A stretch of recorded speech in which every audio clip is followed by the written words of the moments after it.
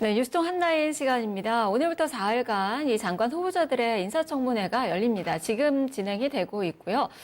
워낙에 각종 의혹들이 좀 불거지고 있는 상황이라서 야당에서는 단단히 좀 벼르고 있는 모습이고 여당에서는 방어에 여념이 없는 그 상황인 것 같습니다. 국회 연결해서 자세한 이야기 좀 들어보죠. 정치부 박진아 기자입니다. 박 기자 안녕하세요. 네, 안녕하세요. 네, 오늘부터 이제 진행이 되는데, 자, 4일간의 일정들 좀 어떻게 구성이 돼 있는 건가요? 네, 문재인 정부 2기 내각을 구성할 장관 후보자 7명에 대한 국회 인사청문회가 오늘부터 수요일까지 열립니다. 여야는 지난주 대정부 질문에 이어 인사청문회에서도 날선 공박을 주고받을 것으로 보이는데요. 특히 각 후보자들의 전문성과 도덕성 논란이 그 어느 때보다 뜨거운 만큼 후보자들에 대한 송곡 검증이 예상됩니다. 먼저 오늘은 최정우 국토교통부 장관 후보자를 시작으로 인사청문회가 열리고요.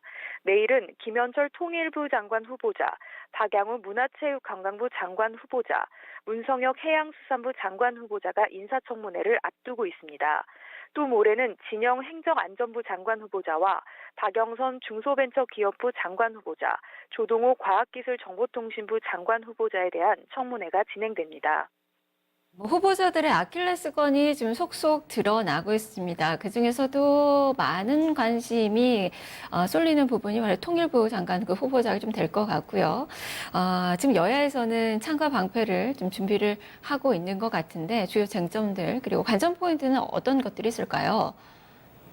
네, 오늘 오전 10시부터 진행된 최종우 국토교통부 장관 후보자에 대한 인사청문회에서는 부동산 투기 의혹이 쟁점이 됐습니다. 최종우 후보자는 장관 후보자로 지명되기 직전까지 경기도 분당 아파트를 소유한 상태에서 부인 명의로 서울 잠실에 아파트가 있고 세종시에 고급 아파트 분양권까지 가진 다주택자입니다.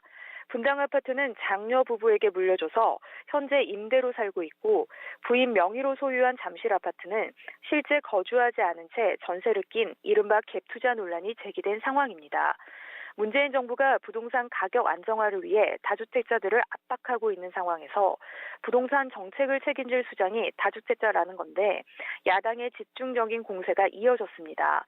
이와 함께 이번 청문회 기간 동안 가장 뜨거운 무대는 내일 예정된 김현철 통일부 장관 후보자 청문회가 될 것으로 보이는데요.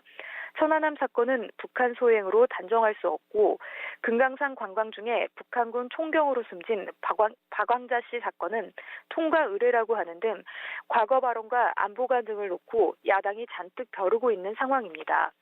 여기에 아파트 다운 계약서 의혹과 미국에 유학 중인 두 딸에게 거액을 송금한 것과 관련해서도 질의가 이어질 전망입니다. 또 현역 의원 신분인 진영 행안부 장관 후보자의 경우 용산 참사 인근 토지에 투자해 20억 원대 시세 차익을 챙긴 것으로 드러나 논란이 일고 있고 박영선 중기부 장관 후보자도 다주택 논란이 일고 있어 현역 불패가 이어질지도 관심입니다. 조동호 가기부 장관 후보자도 위장전입과 자녀의 금복무 특혜 의혹이 제기된 상태입니다. 이런 가운데 여당에서는 문재인 정부 2기를 이끌 적임자라고 결코 물러서지 않겠다라는 뜻을 나타내고 있는 만큼 청문회 내내 그리고 청문 경과 보고서 채택을 둘러싸고도 진통이 예상됩니다. 네, 이야기 들어보니까 각종 의혹과 문제점들이 쏟아지고 있네요. 그렇기 때문에 이 국회 문턱을 잘 넘기가 좀 순탄치는 않아 보이는데 모두 통과가 좀 가능할까요? 어떻게 보세요? 네, 이번 청문회 전국에서 장관 후보자 7명이 모두 임명될 수 있을지도 주요 관전 포인트인데요. 특히 국회의 관행이었던 현역 의원 불패 신화를 두고도 야당은 현역 봐주기는 없다며 송곡 검증을 예고한 상태입니다. 때문에 청문회 이후에 인사청문 경과보고서 채택을 둘러싸고도 여야 간 진통이 예상되는데요. 일각에서는 아직 낙마까지 시킬 한 방이 부족하다는 평가가 나오는 만큼 실제로 낙마자가 나올지는 청문회를 지켜봐야 할 것으로 보입니다.